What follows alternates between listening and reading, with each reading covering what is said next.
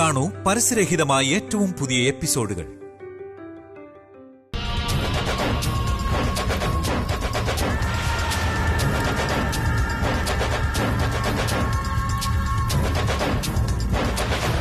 എന്ത് വിഡ്ഢിത്തമാണ് നീ ചെയ്യുന്നത്?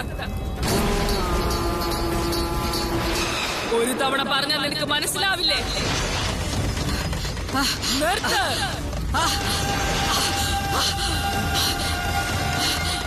എന്നെ നീ എന്തിനാണ് രക്ഷിക്കുന്നത് ദേവി? നിന്റെ ഈ വിഡ്ഢിത്തരങ്ങൾ എനിക്ക് അനുവദിക്കാൻ കഴിയുകയില്ല. എന്നാൽ നിന്റെ ഈ ദൃഢനിശ്ചയം കണ്ടിട്ട് നിന്റെ വരം സാധിക്കാനുള്ള ഒരു വഴി ഞാൻ ഉപദേശിക്കാം. നാഗപുരം എന്നൊരു സ്ഥലമുണ്ട്. അവിടെ അത്ഭുത ശക്തികൾ നിറഞ്ഞ ഒരു ശിവക്ഷേത്രമുണ്ട്. ആ ക്ഷേത്രം വർഷങ്ങളായി അടഞ്ഞു കിടക്കുകയാണ്. ആ ക്ഷേത്രത്തിന്റെ രഹസ്യം എന്താണെന്ന് നിനക്ക് അറിയാൻ കഴിഞ്ഞാൽ നിന്റെ പ്രശ്നത്തിനുള്ള പരിഹാരം തീർച്ചയായും ലഭിക്കും.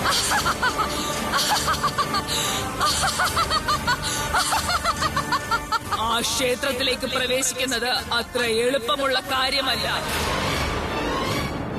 ആ ക്ഷേത്രം തുറക്കാനുള്ള താക്കോൽ ഇപ്പോൾ കണ്ണിമ വെട്ടാതെ ആ ക്ഷേത്രം സൂക്ഷിക്കുന്ന നാഗങ്ങളുടെ കയ്യിലാണുള്ളത്. മറ്റ് ദിവസങ്ങളല്ലാതെ നാഗചതുർത്ഥിയുടെ അന്ന് നിനക്ക് ആ താക്കോൽ കിട്ടുകയാണെങ്കിൽ നിന്റെ ജോലി എളുപ്പമാകും. പക്ഷെ ഒരു കാര്യം, ആ താക്കോൽ ആർക്കാണ് കിട്ടുക എന്ന് വെച്ചാൽ ആ ക്ഷേത്രവുമായി ബന്ധമുള്ള ഒരു കുടുംബമുണ്ട്. അതിലെ ഏതെങ്കിലും ഒരു വ്യക്തിക്ക് മാത്രമേ കിട്ടുകയുള്ളൂ.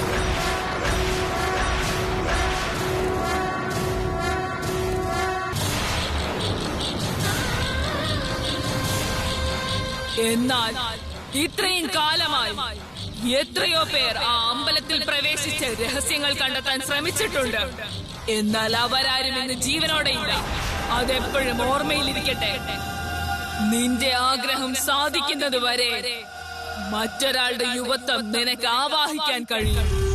താൽക്കാലികമായ ആ ശക്തി ഞാനിപ്പോൾ നിനക്ക് തരാം.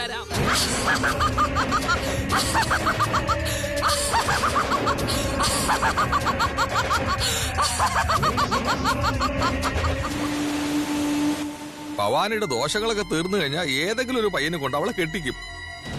എന്റെ മോനെ കൊണ്ട് എങ്ങനെയെങ്കിലും ഭവാനിയെ കല്യാണം കഴിപ്പിക്കണം. അതിനവളുടെ ദോഷം ഒരിക്കലും പോകാൻ പാടില്ല. അതിനിപ്പോ എന്താ ഒരു വഴി? ഇവിടത്തെ നാഗപുരം ക്ഷേത്രവുമായി ബന്ധപ്പെട്ട ഒരു കുടുംബം ഇവിടെ ഉണ്ടല്ലേ? ആ കുടുംബത്തിലെ ആരെങ്കിലും നിനക്കറിയാമോ? വീരഭദ്രൻ എന്നൊരാളുള്ളതായിട്ട് എനിക്കറിയാമേ. അവൻ ഇവിടെ വന്ന് എന്റെ ഗുരുദേവനോട് എപ്പോഴും ചില മന്ത്രവിദ്യകളൊക്കെ ചെയ്യാൻ പറയുമായിരുന്നു.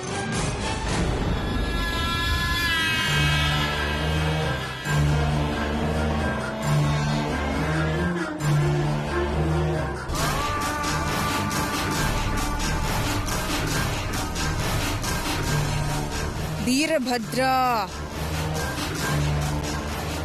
വീരഭദ്ര, വീരഭദ്ര.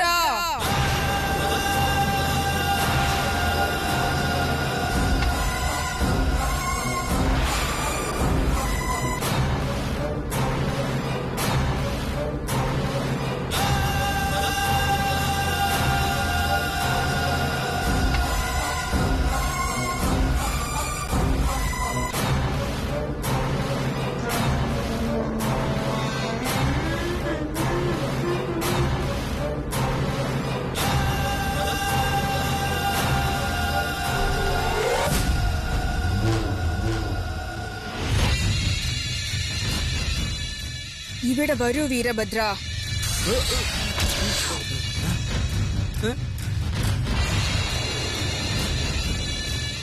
ഞാനെങ്ങനെ ഇവിടെ വന്നു?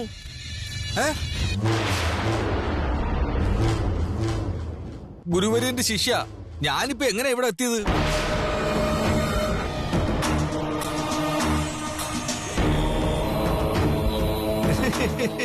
ഗുരുവര്യന്റെ ശിഷ്യ, ഈ പെണ്ണേതാ? കാണാൻ നല്ല സുന്ദരിയായിട്ടുണ്ടല്ലോ. അമ്മ ഇപ്പോ വലിയ ഗുരുവാ. ഗുരുവാ? വലിയ ഗുരു ധ്യാനത്തിലാണെന്ന്. വലിയ ഗുരു എന്ന് പറഞ്ഞ നമ്മുടെ ഗുരുവരന്റെ സെറ്റപ്പാ. ഓ അയ്യോ, നിങ്ങൾ വിചാരിക്കുന്ന പോലെ ഒന്നും അല്ല കാര്യങ്ങള്. ആ ഗുരുവിനേക്കാൾ വലിയ ഗുരുവാണിത്. അമ്മ ആ ഗുരു ഇങ്ങനെയൊക്കെ പറയാ നിന്നോട്.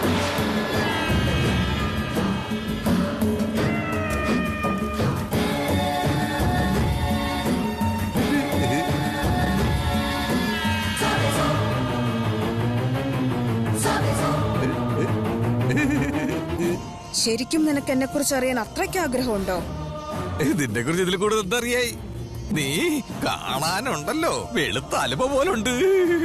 ഇങ്ങനെ ഒരു വിഡിത്തം പറയുന്നത് ആദ്യം ഒന്ന് നിർത്ത്. ഒറ്റ തവണ എന്റെ സ്വയരൂപം കാണാൻ നീ ഒന്ന് തയ്യാറായി നിൽക്ക്. അതല്ലേ ഇപ്പൊ കണ്ടോണ്ടിരിക്കണത്. ഇതെപ്പോഴും കണ്ടോണ്ടിരുന്നാ മതി എനിക്ക്.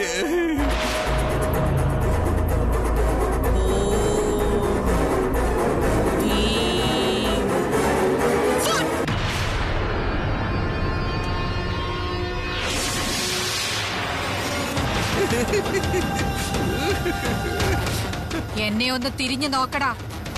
തിരിഞ്ഞു നോക്കാൻ. അയ്യോ അയ്യോ അയ്യോ അമ്മ. നന്നായി കണ്ടോ നീ?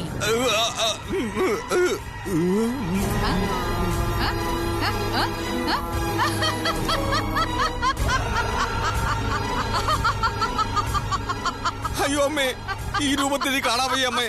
ദേവീത് ആ പഴയ രൂപത്തിൽ തന്നെ മാറിയിടമ്മേ. ഈ രൂപം വേണ്ടമ്മ.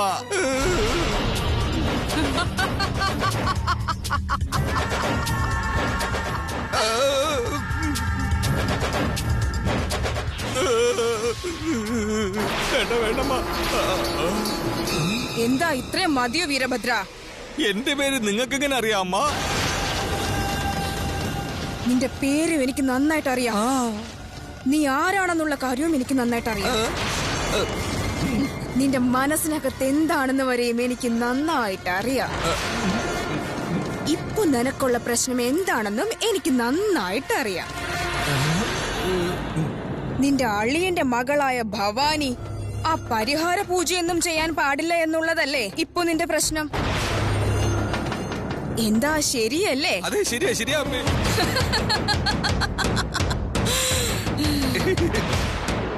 ആ പരിഹാര പൂജയൊന്നും നടക്കാതെ നോക്കി ആ ഭവാനിയെ എന്താ ചെയ്യേണ്ടതെന്ന് എനിക്ക് നല്ല നിശ്ചയമുണ്ട്. നീ അതിനെ പറ്റി ഒന്നും ചിന്തിക്കണ്ട. ആ ശരിയമ്മ. ഈ പറയുന്നത് കേൾക്കുമ്പോ എനിക്ക് ഒരുപാട് സന്തോഷായ അമ്മേ. പക്ഷേ ഇതിനു മുമ്പേ ഇവിടെ നിന്ന് ഇതുപോലെ പറഞ്ഞ നമ്മുടെ ആ ഗുരുവരന്റെ അവസ്ഥയുണ്ടല്ലോ. ആ ശക്തികൾ കൊണ്ട് അവനെ തന്നെ സ്വയം രക്ഷിക്കാൻ പറ്റാതെ പോയി. അവനെ കൊണ്ടിപ്പോ ഒന്നും സാധിക്കാത്ത അവസ്ഥയിലായി. അവന്റെ കാര്യം ഇപ്പൊ എന്തിനാ ഇവിടെ പറയുന്നേ? ഇല്ലില്ല, അയാളെ വേണമെന്നില്ല. ഇല്ലില്ല, ചുമ്മാ പറഞ്ഞതാ. ഞാൻ നിന്നെ വിളിച്ചു, നീ ഇവിടെ വന്നു. നീ എന്നോട് ചോദിച്ചു, ഞാൻ മറുപടി പറഞ്ഞു. ഞാനിപ്പോ എന്താ ചെയ്യാൻ പോകുന്നേന്ന് നീ നേരിട്ട് തന്നെ കണ്ട് മനസ്സിലാക്ക്. ഓ പോവാമ്മ, ഞാൻ പോവാമ്മ. പോന്നമ്മ, ഞാൻ ഇവിടുത്തെ പോന്നമ്മ. രക്ഷപ്പെട്ട് ദൈവമേ.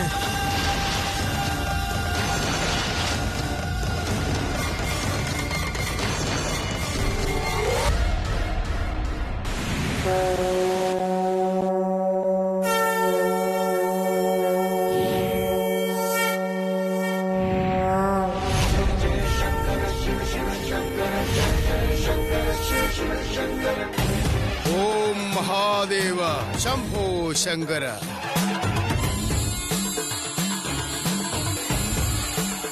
നാളെ നാഗപൗർണമി, നല്ല വിശേഷപ്പെട്ട ദിവസം. മാത്രമല്ല പുണ്യം നേടുന്ന ദിവസം. എന്താണ് പറയുന്നതെന്ന് വെച്ചാൽ, നിനക്കും എനിക്കുമല്ലാതെ നിന്നെ പൂജിക്കുന്ന ഭക്തർക്ക് പോലും നാളത്തെ പ്രത്യേകത അറിയില്ല ശിവനെ. നാളെ ബുധനാഴ്ച എന്നാൽ ബുധന്റെ അധിപതി ആരാണെന്ന് വെച്ചാൽ സാക്ഷാൽ മഹാവിഷ്ണു. ആ നാരായണൻ പള്ളി കൊള്ളുന്നത് സാക്ഷാൽ ആദിശേഷന്റെ പുറത്താണ്. അതുകൊണ്ട് ആദിശേഷന്റെ രൂപമാണ്. ആ രൂപത്തിൽ അഭിഷേകം ചെയ്യുന്നതിന് വേണ്ടി സ്വയം ആ കാമധേനു ഈ ഗ്രാമത്തിലേക്ക് ഓടി വരികയാണ്.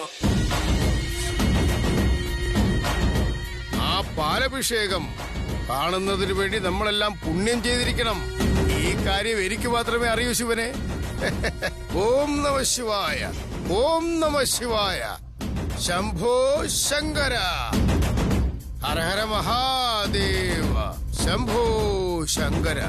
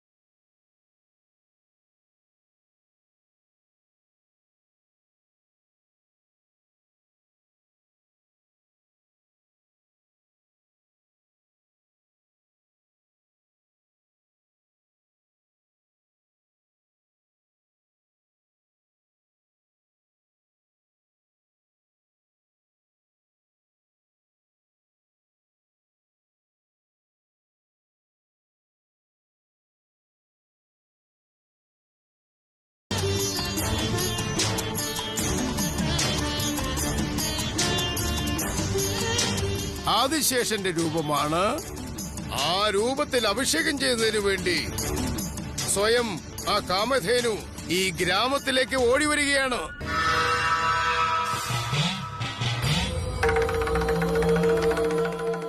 ദേവി,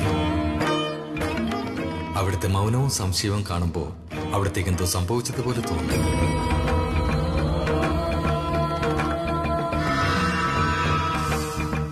ദേവലോകത്തിരിക്കുന്ന കാമധേനു എന്താണ് പെട്ടെന്ന് ഭൂമിയിലേക്ക് വന്നത്?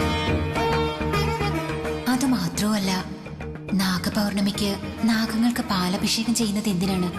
അതാണോ അവിടുത്തെ സംശയം? അത് തന്നെയാണ് അങ്ങനെ. കേൾക്കുമ്പോൾ അതെനിക്ക് അത്ഭുതമായി തോന്നുന്നു. യാഥാർത്ഥ്യം മനസ്സിലാക്കിയാൽ ആ അത്ഭുതത്തിന്റെ ഉത്തരവും ദേവിക്ക് ബോധ്യപ്പെടുന്നതായിരിക്കും. അന്ന് പാൽക്കടൽ കടയുന്ന നേരത്ത് വാസുകി മൂലമാണ് കാമധേനുവിന് ദേവലോകത്തിന് ലഭിച്ചത്. തന്റെ സൃഷ്ടിക്ക് മൂലകാരണമായ ആ സർപ്പവംശത്തിന് നാഗപൗർണമി ദിനത്തിൽ പാലഭിഷേകം ചെയ്യുന്നതിൽ എന്ത് തെറ്റാണുള്ളത്? കാമധേനു അതുപോലെ നാഗലോകത്തിൽ പാലഭിഷേകം ചെയ്യുന്നത് നന്ദി സൂചകം തന്നെയാണ്. അതിൽ നാം ആശങ്കപ്പെടേണ്ടതില്ല. സത്യമാണ് അങ്ങനെ. സൃഷ്ടിക്ക് കാരണമായവരെ ആരാധിക്കുന്നത് നന്ദി അറിയിക്കുന്നതിന് തുല്യമാണ്.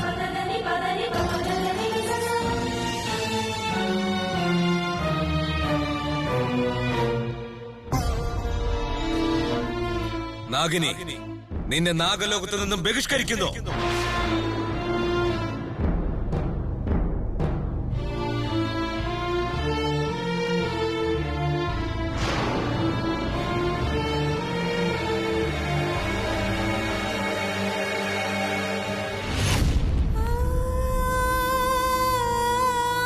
കൗസല്യ, എപ്പോഴും സന്തോഷവതിയായിരിക്കുന്ന നിന്റെ കണ്ണുകൾ കണ്ണീരണിഞ്ഞത് എന്തുകൊണ്ടാണ്?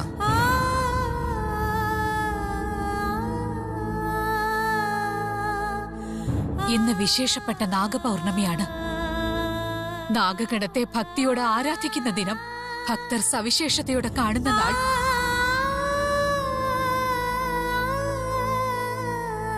അതുപോലെയുള്ള വിശേഷപ്പെട്ട ഒരു ദിവസത്തിൽ സന്തോഷത്തോടെയും സമാധാനത്തോടെയും ഇരിക്കേണ്ട നീ എന്തിനാണ് സങ്കടപ്പെടുന്നത്? സന്തോഷം എന്ന് പറയുന്നത് നമ്മൾ നമ്മുടെ കുടുംബാംഗങ്ങൾക്കൊപ്പം ചേരുമ്പോൾ ഉണ്ടാവുന്നതാണ്. ഇന്നത്തെ ഈ സന്തോഷത്തിൽ പങ്കുചേരാൻ നമുക്കൊപ്പം നമ്മുടെ മകളില്ലല്ലോ. സ്വന്തം മകൾ കൂടെയില്ലെങ്കിൽ ഒരമ്മയുടെ മനസ്സ് എത്രമാത്രം വേദനിക്കുമെന്ന് അങ്ങേക്കറിയില്ലേ? സത്യധർമ്മങ്ങൾ നിറവേറ്റുന്ന ദേവന്മാരും ദൈവങ്ങളും സാഹചര്യങ്ങൾക്കനുസരിച്ച് ധർമ്മത്തെ പരിപാലിക്കുന്നതിനായി തെറ്റുകൾ ചെയ്തവരല്ലേ ദേവ? അവർക്കൊന്നും ലഭിക്കാത്ത ശിക്ഷ എന്റെ മകൾ മാത്രം എന്തിനനുഭവിക്കണം? ചെയ്യുന്ന തെറ്റുകൾ അപ്പ തന്നെ തിരുത്തുവാനും പൊറുക്കുവാനും ക്ഷമ എന്നൊരു വാക്കുള്ളത് അവിടുന്ന് മറന്നുപോയോ? എന്റെ മകൾ ചെയ്ത ചെറിയൊരു തെറ്റ് പൊറുക്കാതെ നിഷ്കരണം അവിടുന്ന് അവളെ ഈ നാഗലോകത്ത് നിന്ന് പുറന്തള്ളിയില്ലേ?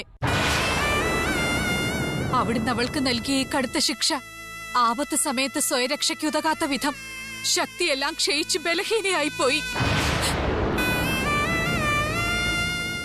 നീ ചെയ്ത തെറ്റ് നീയായിട്ട് തന്നെ തിരുത്തുന്നത് വരെ നിനക്ക് നാഗിനിയാകാൻ മാത്രമേ സാധിക്കൂ. നാഗഗണങ്ങൾക്കുള്ള ഒരു ശക്തിയും നിനക്കുണ്ടാവില്ല. യാതൊരു ശക്തിയുമില്ലാതെ എന്റെ മകൾ എന്തെല്ലാം കഷ്ടതകളും വിഷമങ്ങളും അനുഭവിക്കുന്നുണ്ടോ എന്നറിയില്ല. സ്വന്തം അച്ഛനായ അങ്ങ് അതേക്കുറിച്ച് ആലോചിച്ചോ?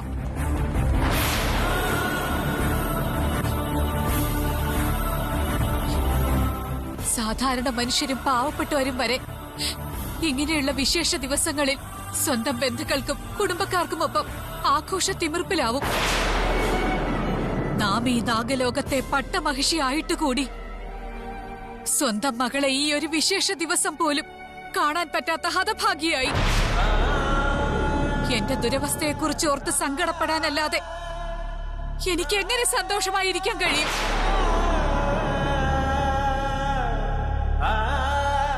ദേവി,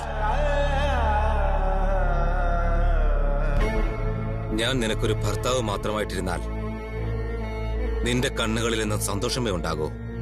ഒരിക്കലും കണ്ണീർ വരുത്താൻ അനുവദിക്കില്ല.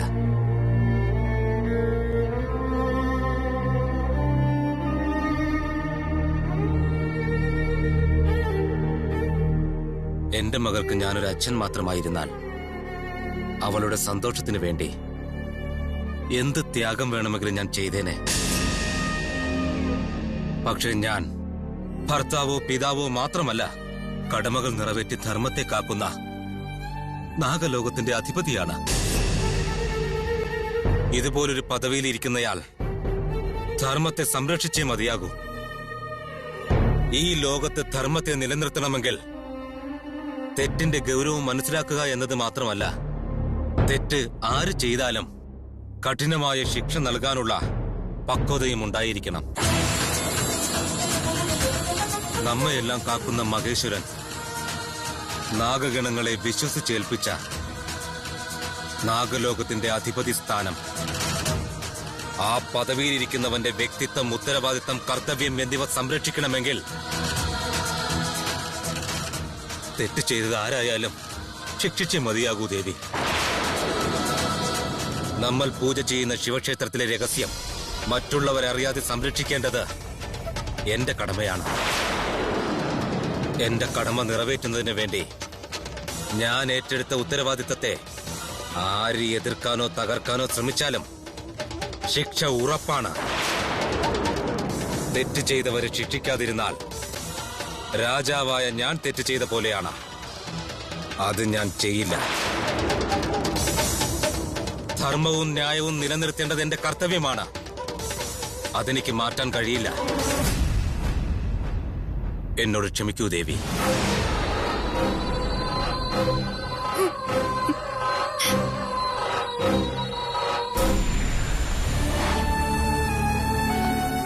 ഇതവർ എത്ര സമയം ഒരുക്കിക്കൊണ്ടിരിക്കുന്നു? ഇറങ്ങാറായില്ലേ? അമ്മായി, അമ്മായി, ഞങ്ങൾ അതിരാവിലെ ഒരുങ്ങിക്കുക. നിങ്ങളെന്താ ഇങ്ങനെ താമസിക്കുന്നത്? സമയമായി, വാ ഇറങ്ങാം. നമ്മള് ഭവാനിക്ക് വേണ്ടിയല്ലേ ക്ഷേത്രത്തിൽ പോകുന്നത്? അവള് വരാതെ എങ്ങനെ പോകാനാ? ഭവാനി, എത്ര സമയായി മോളെ? ഒന്ന് പെട്ടെന്ന് വാ. വാ മോളെ, വേഗം.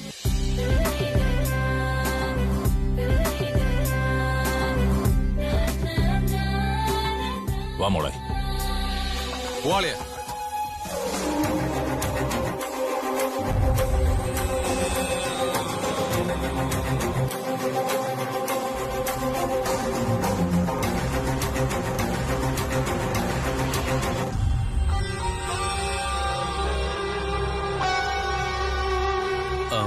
Good morning uncle.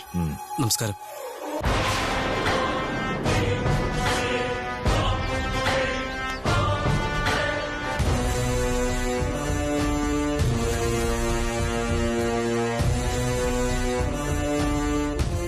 എന്താ അനിയാ എന്തെങ്കിലും സംസാരിക്കാനുണ്ടോ?